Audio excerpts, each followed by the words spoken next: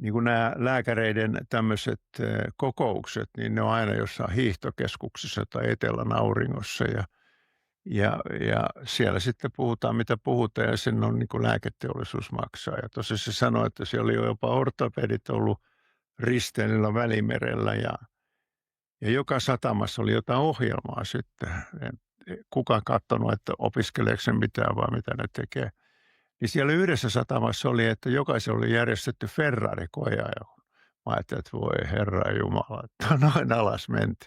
Siis niin sit sun täytyy olla, että kato, jos et sä sano, että en mä tuommoista lähde, niin sä oot huono, sä joukkopaine. Et se on niinku se kulttuuri murtunut. Kun mä aloitin tän, niin mulla oli kaikki pomot oli niinku tommosia rintamakirurgeja ja tommosia. Nehän piti härskinä sitä, jos otat kahvikupuikin vastaan. Et se on sääntöjen vastaista tuommoista, mutta nyt se on päinvastoin. Niin